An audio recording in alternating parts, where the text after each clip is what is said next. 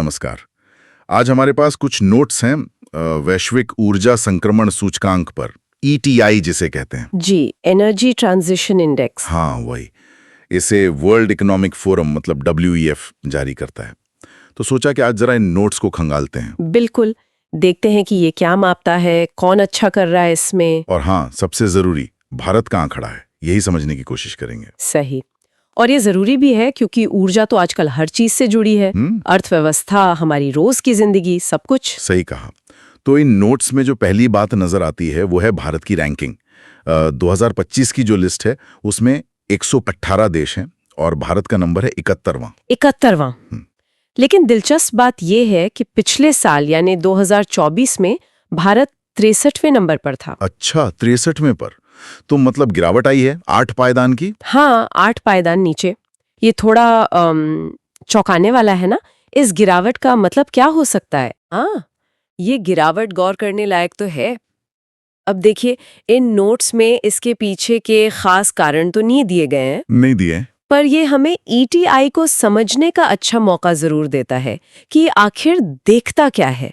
ये सिर्फ ये नहीं है कि कौन कितनी बिजली बना रहा है या खपत कर रहा है। अच्छा, ये असल में 3 मुख्य आयामों मतलब 3 पिलर्स पर ऊर्जा प्रणालियों की प्रगति को मापता है। 3 पिलर्स कौन कौन से? पहला है ऊर्जा सुरक्षा, मतलब ऊर्जा कितनी भरोसेमंद है, कितनी किफायती है। ठीक है, रिलायबिलिटी और अफोर्डेबिलिटी। बिल्कुल। दूसरा है पर्यावरणीय स्थिरता, यानी ऊर्जा उत्पादन पर्यावरण के लिहाज से कितना सही है, क्लाइमेट चेंज वगैरह को ध्यान में रखते हुए। सस्टेनेबिलिटी। और तीसरा? और तीसरा है समानता और समावेशिता, इक्विटी एंड इंक्लूजन, मतलब क्या ऊर्जा सब तक पहुंच रही है और क्या इसका बोझ या फायदे समाज के सभी वर्गों तक बराबर पहुंच रहे हैं। समझा। तो सुरक्षा, स्थिरता और समानता, ये तीनों देखता है। जी, तो ये सूचकांक एक तरह से इन तीनों के बीच संतुलन बनाने की कोशिश को आंकता है। सिर्फ एक चीज में आगे होना काफी नहीं। हाँ, ये बात तो है। मतलब एक बैलेंस्ड अप्रोच चाहिए। ये दिलचस्प है। तो फिर इस बैलेंस को साधने में सबसे बढ़िया कौन रहा? नोट्स में कुछ है? हाँ, नोट्स के मुताबिक 2025 की रैंकिंग में स्वीडन पहले नंबर पर है। Sweden, okay.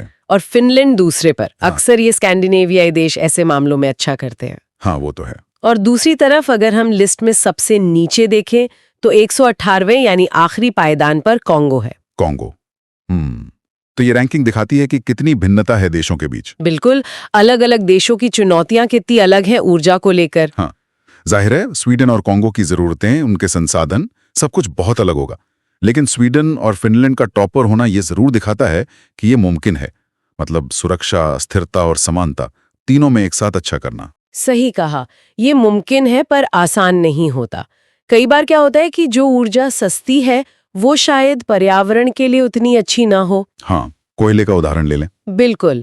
या फिर जो नवीकरणीय ऊर्जा है जो स्थिरता के लिए अच्छी है वो शायद अभी उतनी भरोसेमंद ना हो हर वक्त, या महंगी हो। सही। तो इन तीनों के बीच वो सही रास्ता खोजना वही असल चुनौती है, और शायद ये सूचकांक इसी चीज को पकड़ने की कोशिश करता है।